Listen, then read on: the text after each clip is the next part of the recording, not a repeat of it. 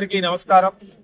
ముఖ్యంగా ఈ రోజు వార్డ్ 4 నుంచి ఏదైతే కాంగ్రెస్ పార్టీ ఏఐసిసి వారు తీసుకున్న నిర్ణయం ఏదైతే ఉందో జై బాబు జై భీమ్ జై సంవిధానాన్ని కార్యక్రమం దేశవ్యాప్తంగా అన్ని చేరే విధంగా కార్యక్రమం చేపట్టారు. అందులో భాగంగానే పిసిసి మాకు పిలుపునిచ్చింది.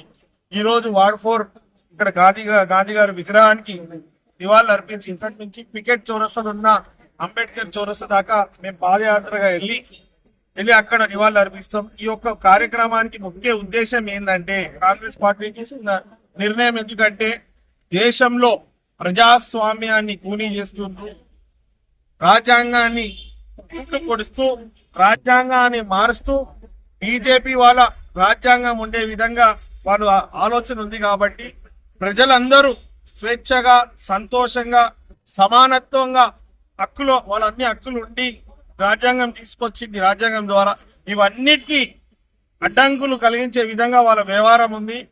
దేశానికి స్వతంత్రం తీసుకురావడంలో ప్రధాన పాత్ర పోషించింది మన మహాత్మా గాంధీ గారు. అందుకే వారిని స్మరించుకుంటూ తెచ్చుకున్న స్వతంత్రాన్ని ప్రపంచ దేశంలోనే అభివృద్ధి బాటలో నడిపించాలని ఒక సిస్టమైజ్డ్ పాలన ఉండాలనే ఉద్దేశంతో ఆ రోజు రాజ్యాంగం నిర్మించారు. ఆ రాజ్యాంగం రచించింది డాక్టర్ బిఆర్ అంబేద్కర్ సార్ గారు. వారిని అమిత్ షా గారు ఏ విధంగా అయితే పార్లమెంట్ లో వారిని ఇన్సల్ట్ చేశారో దానికి నిదర్శనంగా రాజ్యాంగాన్ని మార్చాలనే ఆలోచన ఉంది. దానికి ఇవన్నీ కార్యక్రమాలు. ఈ ఒక కార్యక్రమాల ముఖ్య ఉద్దేశం ప్రతి ఇంటికి తెలవాలి. వాళ్ళు ధర్మం అంటారు కానీ చేసేదన్నీ అధర్మం పనులే. ధర్మం అనే మాటకే పరిమితమైంది కానీ ఎలాంటి ధర్మం పాటించారు. ఇది దేశానికి రాష్ట్రానికి సంబంధించిన విషయం. అందులో భాగంగానే మన దగ్గరకు వస్తే మన కంటోన్మెంట్ నియోజకవర్గంలో కూడా 2015 జనవరిలో ఎలక్షన్ అయితే ప్రజాస్వామ్యంలో రాజ్యాంగంలో ఉండే విధంగా ప్రతి 5 సంవత్సరాలకి ఎలక్షన్ రావాలి.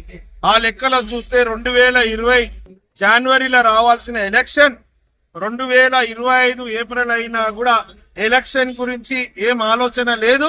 ఎలక్షన్ పెట్టే పరిస్థితి వాళ్ళలో లేదు. ముఖ్యంగా ఈ యొక్క స్థానిక సంస్థ ఎలక్షన్ తీసుకొచ్చింది. ఇప్పుడు ఈ బస్తీ వాళ్ళు మీరు దయచేసి మీడియా మిత్రులారా అందరికి చూపించాల్సిన విషయం ఏంటంటే ఈ బస్తీ వాళ్ళు వార్డ్ 4 ఎక్కడైతే ఉన్నామో వాళ్ళకి ఇష్యూస్ ఉన్నాయి. వాళ్ళ ఇష్యూ ప్రతిదీ రిజాల్వ్ కావాలంటే ఇక్కడ బోర్డు మెంబర్ అవసరం. వార్డ్ 4 లో బోర్డు మెంబర్ ఉండి ప్రతి వార్డులో బోర్డు మెంబర్ ఉంటే వీళ్ళకి అందుబాటులో ఉంటారు. వీళ్ళకి పనులు అయితే వీళ్ళ అవసరాలకు అనుగుణంగా వీళ్ళ సమస్యలు పరిష్కారం అవుతుంది. కానీ ఇక్కడ ఎలక్షన్లు లేనందుకు ప్రజలకు కంటోన్మెంట్ వ్యాప్తంగా అందరు బాధలో ఉన్నారు. ఎలక్షన్ లేక ఎలక్షన్లు కూడా ఈ 5 సంవత్సరాలకు ఒకసారి పెట్టిన కారణం ఏంది? వీళ్ళ పరిపాలన వీళ్ళ వ్యవహారం బాగుంటే మళ్ళీ కొనసాగుతారు, లేకుంటే లేదని ఉద్దేశంగా ప్రతి 5 years ఎలక్షన్ అని తీసుకొచ్చారు. అలాంటివి ఈ రోజు రాజ్యాంగానికి ప్రజాస్వామ్యానికి కూని చేస్తున్న పరిస్థితి బీజేపీ వాళ్ళది ఉన్నది. ఎలక్షన్లు ఎంపీ ఎలక్షన్ అయి 10 నెలలు అవుతున్నా ఈటల రాజేందర్ గారు మల్కాజ్గిరి పార్లమెంట్ సభ్యునిగా ఎన్నికై 10 నెలలు అయింది.